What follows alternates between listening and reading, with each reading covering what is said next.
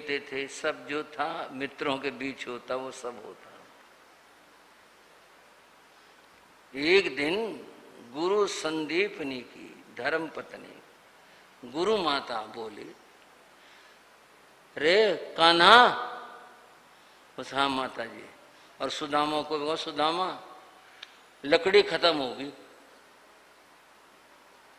लकड़ी खत्म होगी, तो आज लकड़ियां ला के दो जंगल से, नहीं तो रोटी नहीं बनेगी। दोनों बोले ठीक है माता, ले आते हैं। वो जाने लगे। कान्हा कुछ आगे निकल गए, सुदामा कुछ थोड़ा पीछे रह गई। चलते गुरु माता ने कहा, सुदामा। हाँ माता जी। ले बात सुन।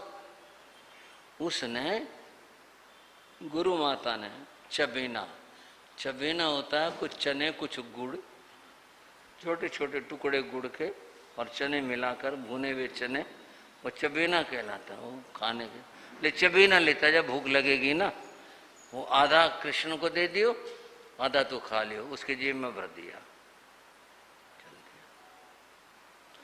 सुदामा के मन में पाप आ गया, बोले कान्हा को देना पड़ेगा आधा। वो साथ मिले ही नहीं, पीछे पीछे रह गए। निकाले और फाका मारे और चबा ले। कान्हा ने देख लिया, बोले सुदामा क्या खा रहा? कुछ नहीं।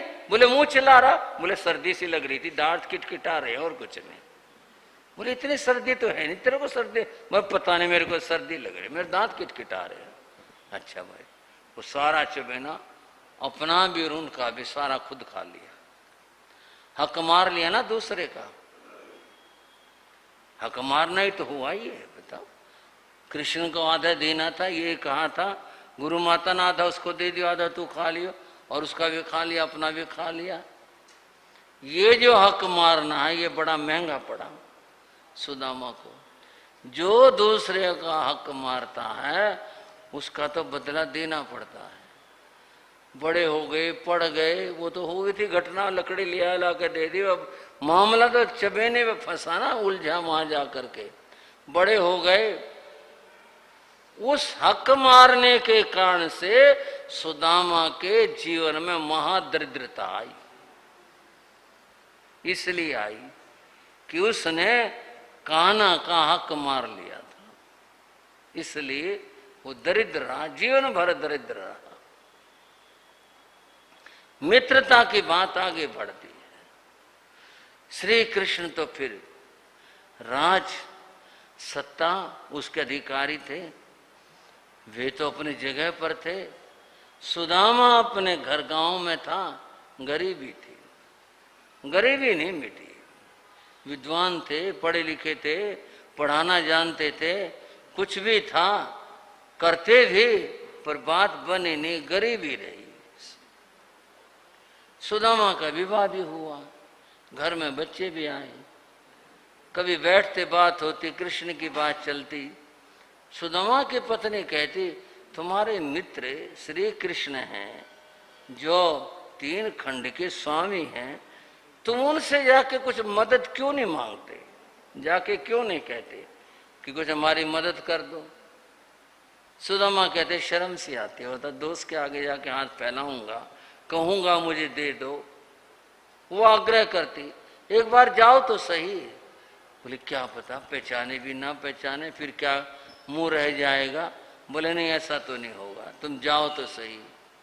एक दिन उसने तैयार कर ही दिया कि जाओ, तुम द्वारका जाओ और जाकर श्री कृष्ण से मिलो, अपने दरिद्रता की बात बताओ, वो तुम्हारी जरूर इमदाद करेंगे। तो खाली हाथ कैसे जाऊं? बोली इसका भी करती हूं इंतजाम। वो पास पड़ोस से कहीं से चावल मांग कर लाई, लाके पोटले बना दे। बोले यही दे देना। बोले उनको ये दूंगा, ये कोई देने की चीज है? बोले कोई बात नहीं, वो बहुत बड़े हैं, बड़े आदमी, इन बातों को नहीं देखा करते, बस अपनी ओर से भेंट दे देना। लेकर चल पड़े। आखिर पहुंच गए, महलों पर पहुंच गए। द्वारपालों के साथ जो ही होते गीत बड़ा प्रसिद्ध है। द्वारपालों ने रोका और फिर बात अंदर तक पहुंची। श्री कृष्ण को बताया कि बाहर एक व्यक्ति आया, अपना नाम सुदामा बता रहा है, बड़ा बुरा बेहाल है, और वो कह रहा मैं कृष्ण का मित्र हूं, उसको अंदर आने दें या नहीं दें। इतना भर सुना था। अब यहां मित्रता की बात बता रहा हूं। सुदामा का नाम सुनते ही अपना अतीत आया। मेरा दोस्त, मेरा मित्र, मेरा प्यारा मित्र सुदामा, कितने दिन हो गए मिले हुए सुदामा से। उनके मन में इतना हर्ष हुआ, उन्होंने ये नहीं कहा जाओ बुला लाओ, अपितु स्वयं गए लेने के लिए।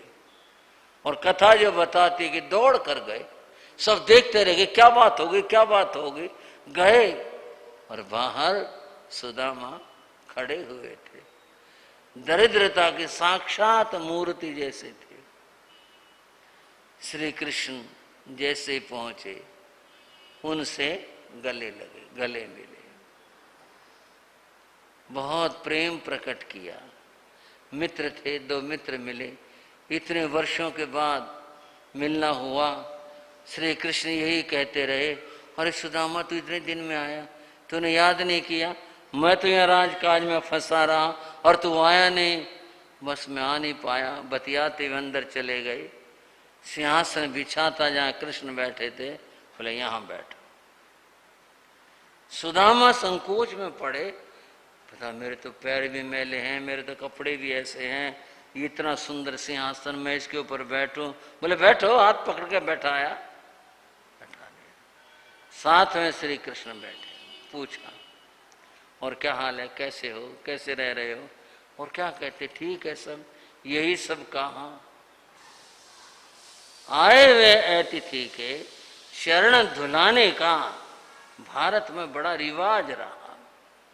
और तो क्या, अतिथि के चरण तो धुलवाते ही थे। अगर घर में कोई पशु खरीद के लाए ना, उसके भी पांव पर पानी डाला करते। है किसी को पता भाई? भाई राम ने इसने तो हाँ भरी इस बात की। हाँ, पशु लाते ऐसे घर में नहीं, ऐसे ले आते थे, दरवाजे पे खड़ा करके और उसके लोटे से उसके खुरों पर पानी डालते थे, यानी उसके पांव धुलवाते थे तो उसको अंदर लेते थे। ये एक सत्कार और सम्मान था। पशु के साथ भी ऐसा करते थे गांव में। और फिर अतिथि की तो बात ही का, उसका तो बहुत आदर मान करते थे। श्री कृष्ण आदेश दिया, पानी लेकर के आओ, परात लेकर के आओ। पानी आ गया, परात आ गई, और कृष्ण बोले पांव मैं धोऊंगा। सेवक कह रहे थे पांव हम धोते हैं। रानिया बोले नहीं पांव हम धो देंगे, आप रहने दो। बोले नहीं कोई नहीं, मित्र मेरा है, मैं धोऊंगा। और सुदामा मारे संकोच के बेचारे, नहीं नहीं नहीं नहीं, मैं तो अपना आप धो लूंगा, रहने दो रहने दो, ये मत करो ये मत करो। और कृष्ण तो बैठ के पांव पकड़ लिया, परात में रख लिया। बंद हुआ, पांव धोने की बारी आई।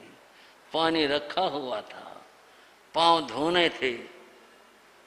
कवि जिन्होंने कहा पानी परात को छुओ नहीं, पानी तो छुआ भी नहीं।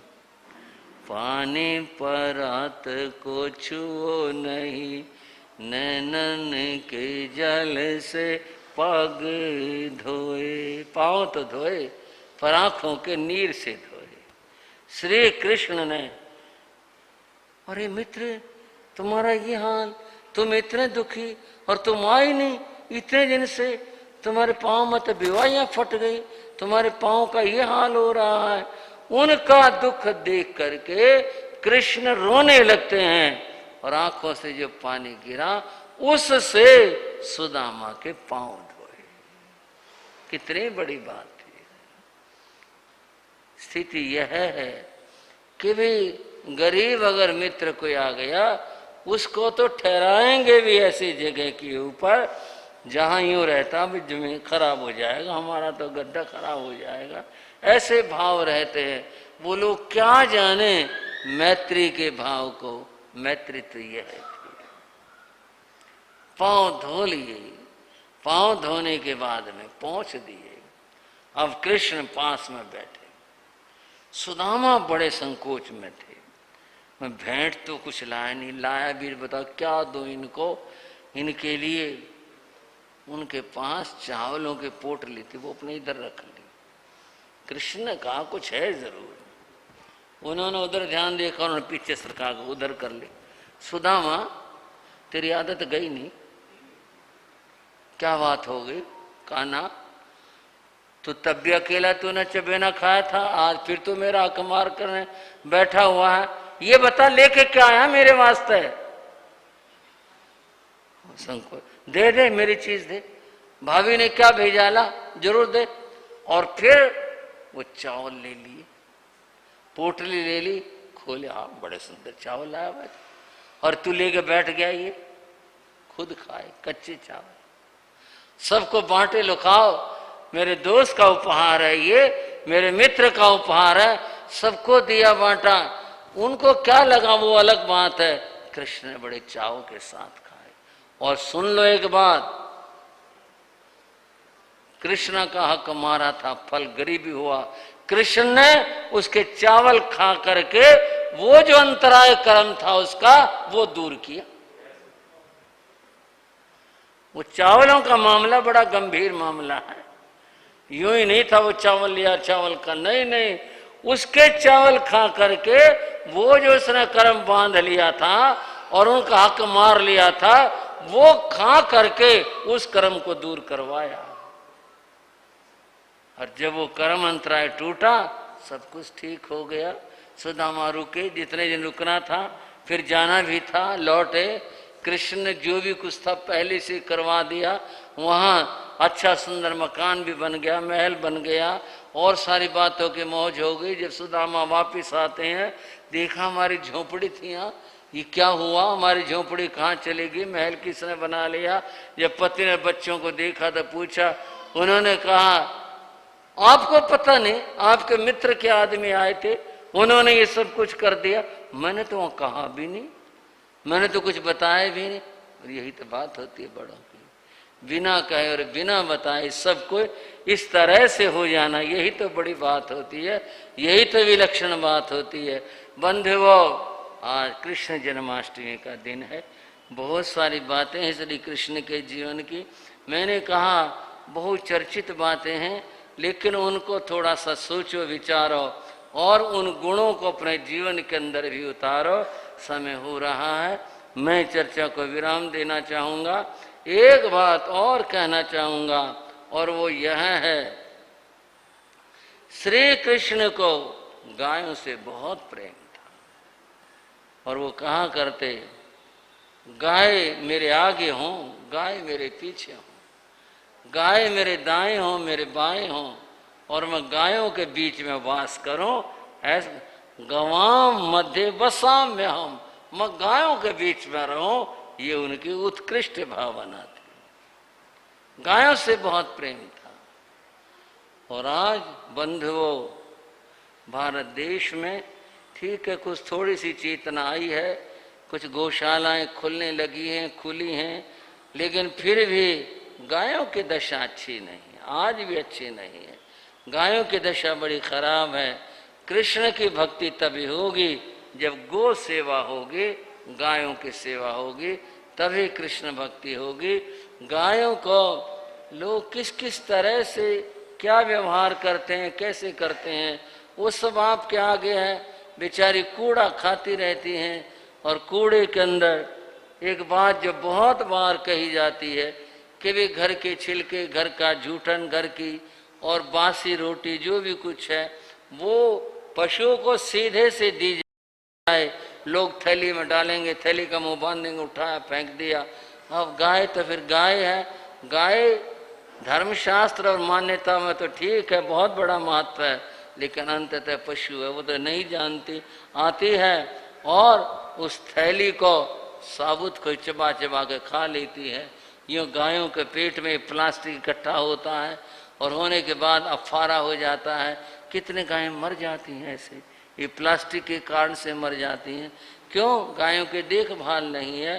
देखभाल होनी चाहिए, इस तरह का ख्याल होना चाहिए। कुछ ये अहिंसा धर्म है बंधुओं, जो चाहे गाय की बात है, चाहे बकरे की बात है, चाहे कबूतर की बात है, चाहे चिड़िया की बात है, चाहे और कुछ है, सबके प्रति दया का भाव रखो। मैंने भी कुछ दिन पूर्व लिखा था, ये वास्तु विद्या वाले क्या बात कहते हैं कि वे कबूतर को जो है दाना मत डालो। कबूतर को दाना डालने से जो है कबूतर चोंच मारते हैं और ये मालिक की छाती में जाके लगती हैं और नुकसान होता है, ये मत करो। क्या कैसी कैसी बातें, कैसी विचित्र बातें हैं, ये सारा अज्ञान है। अरे किसी पर दया करोगे उसका फल दुख होगा, उसका तो फल होगा सुख है, उसका तो फल होगा कर्म निर्जरा। दया करो जीवों के ऊपर, चाहे वो पशु है चाहे वो पक्षी है, हर किसी पर दया करो, उनको खाने के लिए दो। आप गृहस्थ हो, मैं एक शब्द तो साधु भाषा में किस तरह से कह सकता हूँ, पर इतना उपदेश दे रहा हूँ, दया करो। गायों पर दया करो, भैंस है तो उस पर भी दया करो, बकरों पर, बकरियों पर, भेड़ों पर, सब पर दया करो, पक्षियों के ऊपर दया करो, कुत्तों पर दया करो, सबके ऊपर दया करो। दया का भाव अहिंसा धर्म है, ये बहुत ही उत्तम और श्रेष्ठ है। गायों की बात मैं कह रहा था, कृष्ण की पूजा तभी होगी जब गायों की सेवा होगी। लोग गाय की सेवा करेंगे, गौशालाओं में जाकर सेवा करेंगे, तभी जाके अर्चना होगी। अपने मन में तो बात बड़ी बड़ी करते हैं और गायों की ये दुर्दशा है, ये ठीक नहीं है। बंधुओं, सेवा करो, पशुओं की, पक्षियों की, सभी जीवों की सेवा करो, इसका महान फल होगा। श्री कृष्ण की बहुत सारी बातें हैं, अब और सब बातें तो एक ही दिन में सब क्यों कर कह पाऊंगा। जो दृष्टियां मैंने दी हैं, गुण दृष्टि अपनी अपनाओ, क्षमावान बनो, निरंकारी बनो, सच्चे दोस्त बनो, सेवा भावी बनो, जीव मात्र के प्रति करुणा भाव बनो, तब जाकर श्री कृष्ण की कृपा प्राप्त होगी और तभी जाकर के आप कृष्ण की सही अर्चना कर पाएंगे। ऐसे चलोगे तो जीवन अच्छा और आनंदमय होगा।